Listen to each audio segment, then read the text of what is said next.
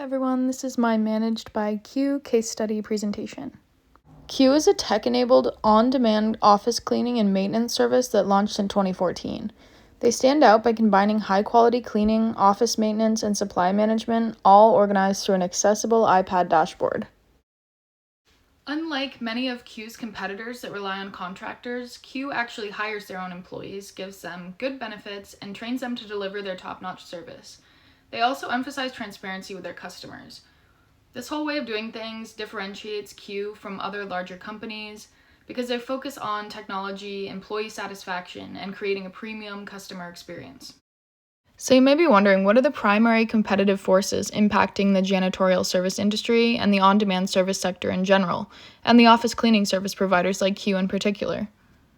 To better answer this question, we'll do a 5-force analysis, beginning with number 1, the threat of new entrants. So we want to analyze the threat of new entrants because it's somewhat easy to start a cleaning business due to the low startup costs and the minimal barriers to doing so. This increases the competition in the market. Q does have an edge. While new entrants can start basic cleaning services, replicating Q's unique tech-driven and employee-focused model is more challenging. There is a high threat in this market, but Q's innovations and quality will set them apart and differentiate them from other businesses. Now we'll analyze the second step in the 5-force analysis, bargaining power of suppliers. It's super important to analyze the bargaining power of suppliers in this industry because workers are essential. It's a labor-intensive industry, but there are also high turnover rates and low pay is super common. Q definitely has an edge over some competition in the market because they pay above market wages. They offer their employees benefits and they train them. In this way, Q is able to attract and retain better talent by essentially putting them first or high on the list. This is a moderate to high risk for Q, although Q does reduce supplier risk with its employee-focused approach, taking care of their employees. The next step is bargaining power of buyers, which are the customers. It's really important to look into the bargaining power of buyers or customers in this market because people that are using these services, like office managers, have many options, and they could easily switch between different providers if they didn't have a good rapport with the one that we're using. Q definitely has an edge in this way because of their technology. They have iPads, the transparent task tracking, and they just have a high quality service that will ultimately build super strong customer support and loyalty. This is a high stress situation, but Q mitigates this by focusing on trust and satisfaction of customers. Number 4 on the 5 forces analysis is threat of substitutes. It's really important to look into the threat of substitutes in this specific industry because alternatives like in-house cleaning staff, larger competitors, or rivals like Handy could essentially replace Q's services. Q's bundled offerings like cleaning, maintenance, and supplies packages make it a lot harder for substitutes to offer the same sort of value that Q does. The risk here is moderate. Q's added convenience limits substitution risks, so in the areas that they're going above and beyond, sort of mitigate this issue and this threat of substitutes. And the last step of the 5 forces analysis is industry rivalry. It's super important to look into the industry rivalry in this sort of market. The market is already fragmented with competitors ranging from the smallest local players to large firms like ABM Industries. Q has an edge still by emphasizing employee satisfaction, transparency, and technology. Q stands out in a crowded market with the smallest businesses and largest businesses on either side of the aisle. So this risk is high, but Q's differentiation strategy gives them all the advantage. You may be wondering, what are the driving forces at work in this industry? Are they likely to impact the industry's competitive structure favorably or unfavorably? The first driving force we'll discuss is digital and technological transformation. Digital and technological transformation is super important in companies nowadays.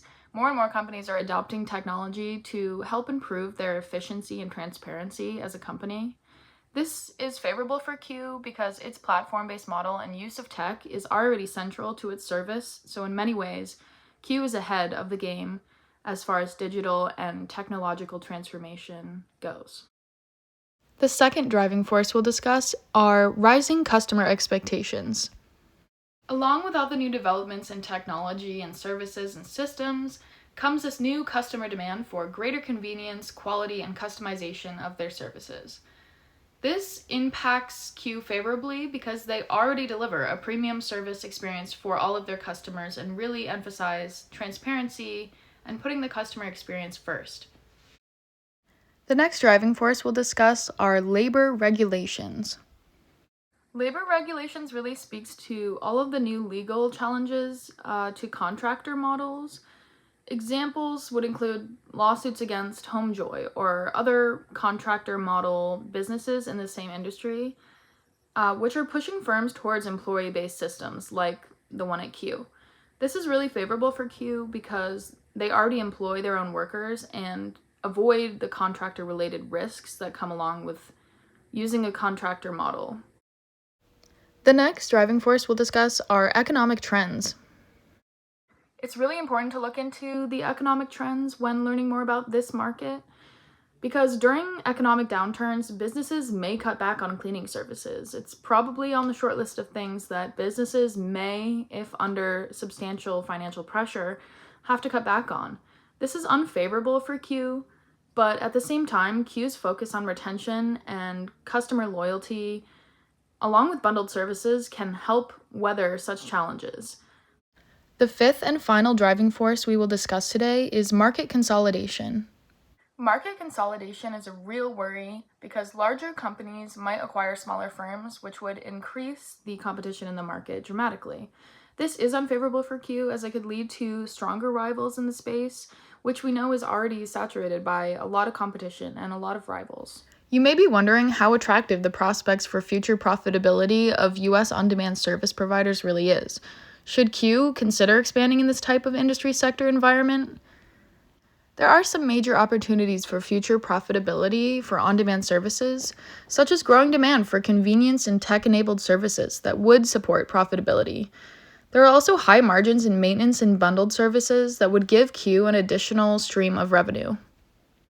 Meanwhile, there are still a few challenges to the future profitability of on-demand services, such as the price sensitivity and the heavy reliance on labor that could really limit the profit margins for Q.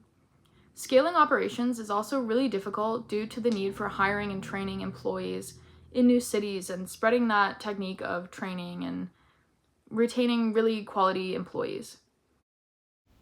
So, should Q expand? Yes, I ultimately believe that Q should expand, but I would implore them to do it carefully. In order to expand successfully, Q should definitely work to target the expansion in cities or places that have naturally a high demand for integrated services. They should also target places that have a strong labor pool that would work to sustain the employee-first model. Both of these things are super important to the success of any sort of expansion that Q would attempt to do. Q's customer retention, superior technology, and bundled services definitely give it an edge in the competitive market, so I would definitely suggest expansion, but they would have to keep these two really important factors in mind upon doing so.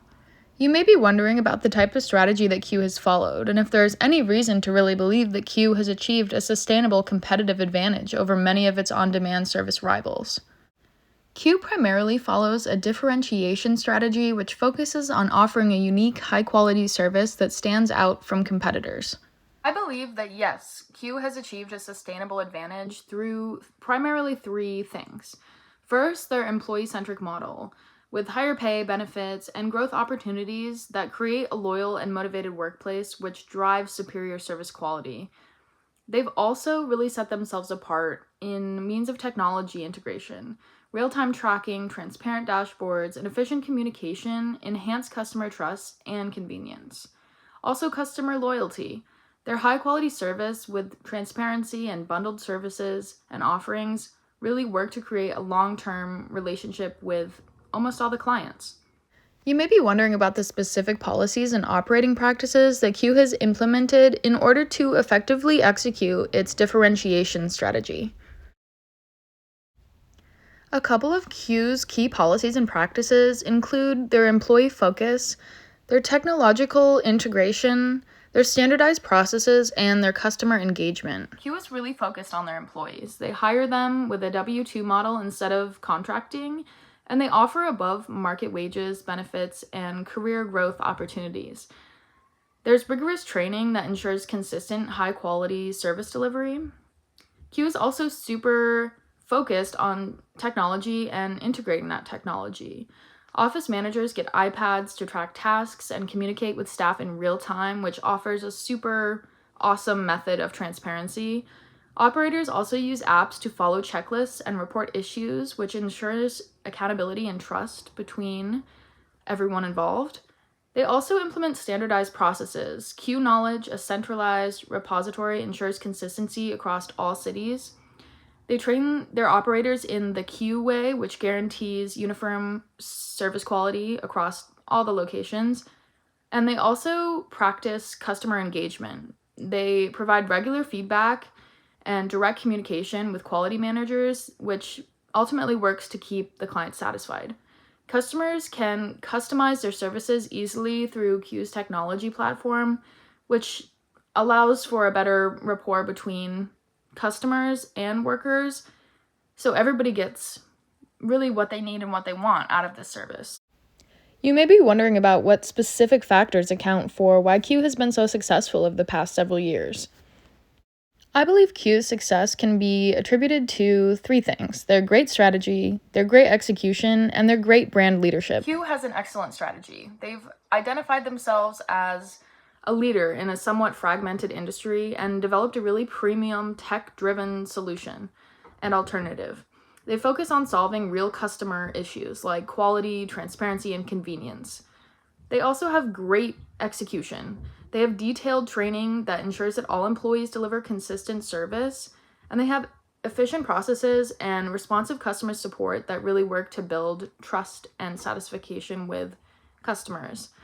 They also practice great leadership. The founders' commitment to transparency, innovation, and employee satisfaction creates a strong company culture. The leadership ensures that growth doesn't come at the expense of Q's core values, which could actually help them get really far.